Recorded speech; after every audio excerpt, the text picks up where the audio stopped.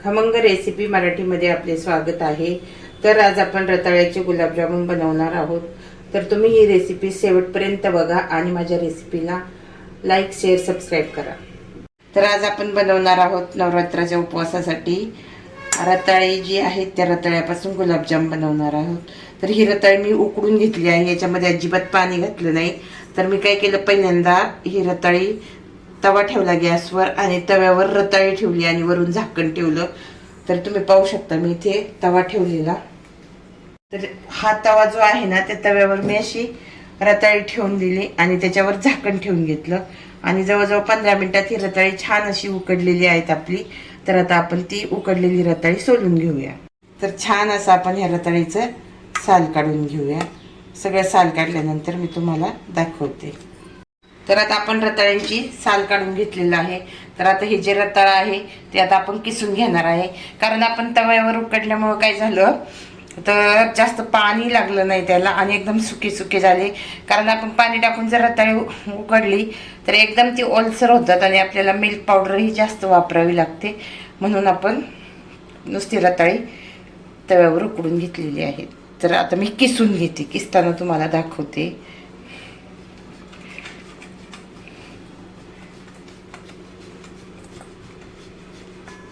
तर आता आपलं रताळ छान असं किसून झालेलं आहे। तर आता आपण त्याच्यामध्ये मिल्क पावडर टाकून घेऊया। तर आता आपण रताळी छान अशी किसून घेतलेली आहे। तर आता आपण त्याच्यामध्ये मिल्क पावडर घालूया। ही मिल्क पावडर घेतलेली आहे मी मोठी अर्धी वाटी। तर आता आपण ही चमच्याने मोजून घालणार आहोत मिल्क पावडर। 1 2 4 आणि 5। आता याच्यात आपण मळून घेऊया। वरून लागली तर आपण अजून घालून घेऊया, कारण रताळ्याला काय होतं पाणी सुटलेलं असतं त्याच्यामुळं मिल्क पावडर जास्त लागते। पण मी हे उकडून घेतलं आहे तव्यावर, त्याच्यामुळे याला जास्त काही मिल्क पावडर लागणार नाही। तर आता आपल्याला अजून 1 हात चमचा मिल्क पावडर लागणार आहे। तर मी टाकून घेते। तर अजून 1 चमचा मिल्क पावडर घातली। आता आपण अर्धी वाटी घेतली होती त्याच्यातली एवढी मिल्क पावडर शिल्लक राहिलेली आहे। आता मी छान असा गोळा तयार करून घेते। तुम्ही पाहू शकता आपला गोळा तयार करून झालेला आहे। तर अगदी आपण प्रीमिक्सचे गुलाबजाम करतो चितळ्यांच्या प्रीमिक्सचे, त्याप्रमाणे आपला गोळा तयार झालेला आहे। अगदी सॉफ्ट असा गोळा तयार झालेला आहे। तर मी हा 10 मिनिटे झाकून ठेवते आणि नंतर आपण याचे गुलाबजाम करायला घेऊया। आपलं रताळ्याचं हे मळून झालेलं आहे। तर आता आपण काय करू, याच्यामध्ये 1 कप साखर घेऊया आणि त्याच्यामध्ये 1 कप पाणी घालून घेऊया। म्हणजे काय होईल, त्याचा छान असा आपला पाक तयार होईल। पाक तयार झाला की आपण गुलाबजाम तळून घेऊया। तर आता पाक विरघळला की मी तुम्हाला दाखवते। तर आता आपली साखर पूर्णपणे विरघळलेली आहे। तर आता ही साखर आणि थोडीशी वेलची घालून मी पावडर बनवून घेतलेली आहे। ती पावडर आपण याच्यामध्ये टाकून घेऊया, म्हणजे वेलची पावडर झालेली आहे। आणि छान असा एकतारी पाक तयार झाला की आपण गुलाबजाम करायला घेऊया। तर आता आपला एकतारी पाक छान असा तयार झालेला आहे। तर आता आपण गॅसची फ्लेम बंद करूया आणि गुलाबजाम वळायला घेऊया। आता याचे आपण गुलाबजाम गोल गोळे तयार करून घेऊया।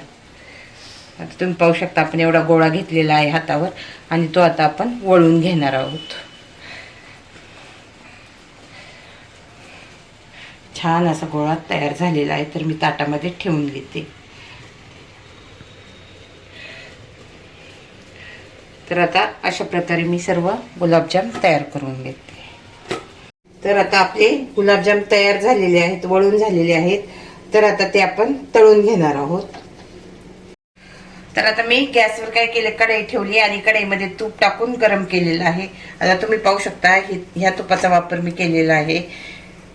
गोविंद घी आहे, गोविंद घी घेतलेलं आहे मी आणि ते तळण्यासाठी घेतलेलं आहे। तर आता आपलं तूपही छान असं गरम झालेलं आहे। तर आता आपण गुलाबजाम सोडून घेऊया।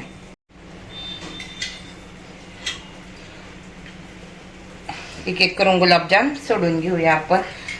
त्याला छान असा कलर येऊ द्यायचा, ब्राऊन।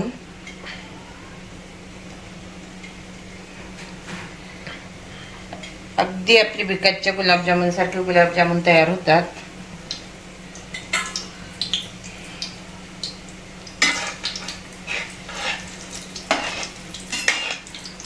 व्यवस्थित असे बारीक गॅसवर तळायचे. कधी पण गुलाबजाम तळताना प्रीमिक्सचे करा किंवा रताळ्यापासून केले तरी पण ते आपण अगदी बारीक गॅसवर गुलाबजाम वेळ लागतो, पण गुलाबजामुन एकदम टेस्टी होतात. होतं बारीक गॅस असल्यामुळे आपल्याला तळायला थोडासा जास्त वेळ लागतो, पण आतमधून अगदी खरपूस असे तळून होतात. म्हणून आपण गॅसची फ्लेम ही बारीक ठेवून आपल्याला गुलाबजाम तळून घ्यायचे आहेत. तर आपल्या गुलाबजामचा छान असा कलर आलेला आहे. तर आता आपण ते काढून घेऊया. तर आता आपले गुलाबजाम तळलेले आहेत हे. तर हे काढून घेऊया आपण एका ताटामध्ये. तर आता आपण दुसरे गुलाबजामुन टाकून घेऊया. गॅसची फ्लेम ही आपली स्लो आहे. तर आपण एक एक करून गुलाबजाम टाकून घेऊया. आता सर्व गुलाबजामुन तळल्यानंतरच मी तुम्हाला दाखवते. तर आता आपले गुलाबजाम तयार झालेले आहेत. तर आता आपण पाकात टाकून घेऊया.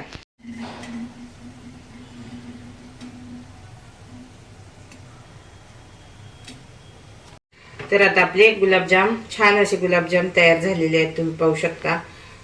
तर तुम्ही रताळ्यापासून असे गुलाबजाम बनवा आणि माझी ही रेसिपी आवडली असेल तर माझ्या चॅनलला नक्की सबस्क्राईब करा. तर आता हे गुलाबजाम आपण 10 ते 15 मिनिटं छान असे मुरू देऊ.